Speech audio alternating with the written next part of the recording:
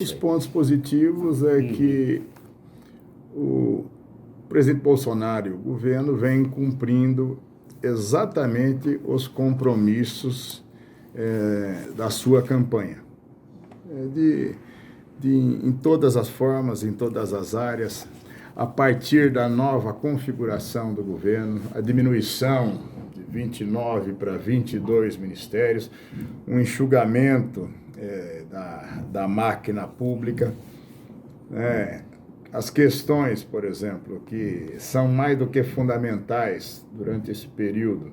Nós estamos chegando numa fase final aqui no Senado da votação da nova Previdência, uma necessidade, é uma pauta que é dura, ela é difícil, ela não é simpática, ao contrário, é muito antipática, mas o governo corajosamente fez um encaminhamento por uma reforma bastante robustas e com a previsão de resultados efetivos para o Brasil, está concluindo esse processo. Nós temos, através de medidas provisórias, mas nós tivemos, por exemplo, a medida provisória da liberdade econômica, que ela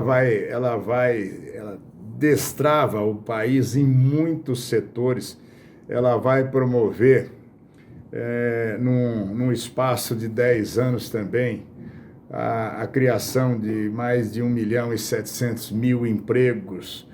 Então, o governo vem cumprindo. O presidente Bolsonaro, dentro da sua pauta, por exemplo, que era compromisso de campanha, alterações no decreto do Estatuto do Desarmamento, sancionou mais uma norma em que se expande a posse rural a toda a área da propriedade. Então, o governo vem dentro do que é possível, e eu estou dizendo dentro do que é possível, porque com a nova dinâmica de não ter o tal toma lá da cá, não ter ministério de porteira fechada, então não necessariamente uma vitória do governo numa pauta num dia aqui no Congresso vai significar que vai ter o mesmo número e uma vitória numa pauta que seja diversa no outro dia. Não tem. Tem o lado positivo disso, de ter a ruptura, que é essa questão do toma lá da cá, o tal governo de coalizão, que na verdade foi o grande fator gerador aí de mensalão, de lava-jato, de uma série de coisas. O que tem de ruim nisso é a incerteza para o próprio governo, para o próprio mercado, em relação à aprovação das ações que possam ser mais necessárias e mais efetivas para o país no momento. Uma coisa é fato, houve uma depuração no Legislativo, no Executivo no país, com avançada de lava-jato, deputado, senador cassado, alguns na cadeia, ex-governador na cadeia, ex-presidente na cadeia. Mas se você não mexer na cúpula do judiciário, o quebra-galho de tudo isso, ou das anulações de todo esse esforço do Brasil de enfrentamento da corrupção, está, lamentavelmente, hoje nos tribunais superiores, efetivamente, mais no STF.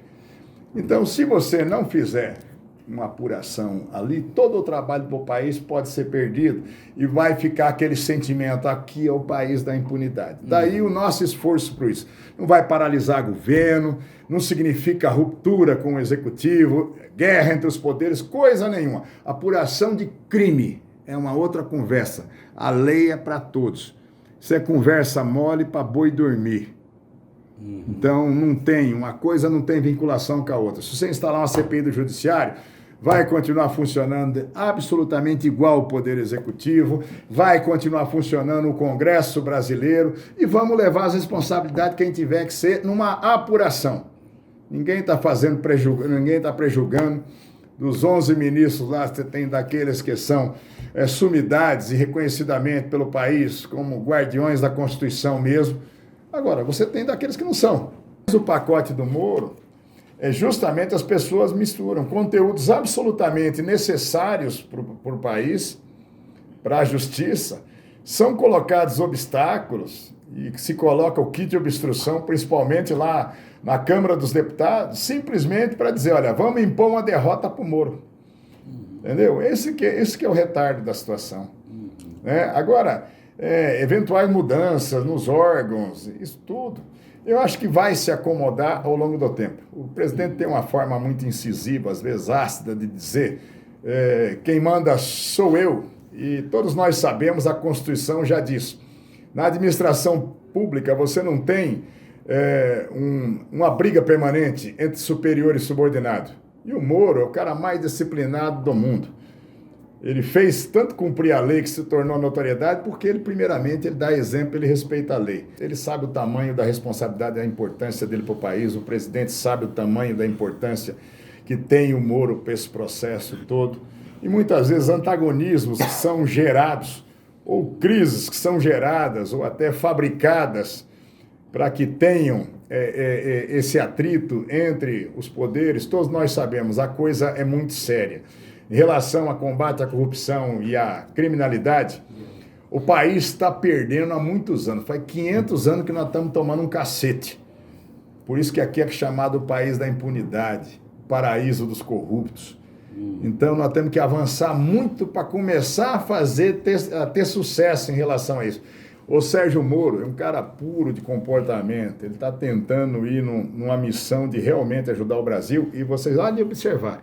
O que conduziu o Bolsonaro à presidência da República não foi porcaria nenhuma de previdência, reforma tributária, desburocratização, venda de estatais, coisa nenhuma. A pauta que encantou o povo brasileiro foi combate à corrupção e redução da criminalidade. E foi a pauta, essas duas pautas, o Bolsonaro pôs nos ombros do Moro, na confiança.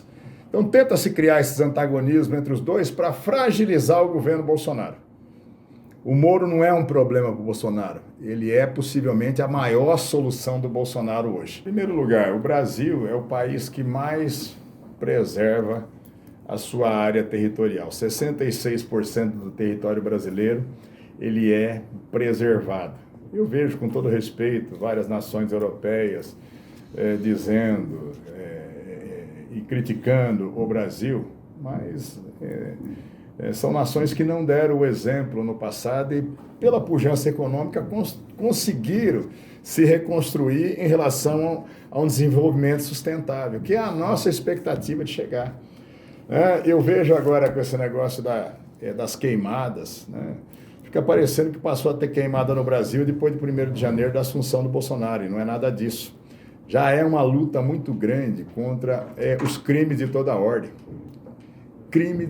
Nós temos desde madeireiros criminosos, garimpeiros clandestinos e criminosos, ao longo da nossa história. A nossa área territorial é muito grande. Nós temos 16.600 quilômetros de fronteira seca e fazemos fronteira com 12 países. Só a Rússia faz mais fronteira seca com países do que nós, que faz com 13. Então, para nós é tudo difícil em relação a isso, sempre faltam muitos recursos para isso. O que aconteceu com o Ricardo Salles é que houve um perfil ao longo de muitos anos e muitos governos de quem estava com a pasta do meio ambiente ser alguém mais ligado efetivamente a uma pasta de forma até radical à estrutura de meio ambiente. E ele veio falando em desenvolvimento sustentável. Então, isso acaba chocando. Nós temos ONGs que são muito efetivas, você tem que respeitar. Não é porque vai falar, é uma organização não governamental, são picaretas. Mas você tem algumas milhares de organizações picaretas que sempre fizeram do meio ambiente uma bela batalha para ganhar dinheiro fácil. E o Salles, ele é um cara peitudo nisso. E ele veio dizendo, olha, eu vou fazer isso com seriedade. Por exemplo, no IBAMA, no Instituto Chico Mendes, por que ele botou comandantes que foram da Polícia Ambiental do Estado de São Paulo? E eu os conheço todos, foram meus alunos. São os caras que vão falar, ó, aqui é a lei, não tem conversa mole, aqui não tem 10%, aqui não tem o cafezinho pela multa. Vai aplicar a lei e o direito. Isso está ferindo muitos interesses. E aí o bombardeio vem. E ele é um cara contundente, é consciente, capaz no seu papel e responde ao pé da letra. Isso cria antagonismo.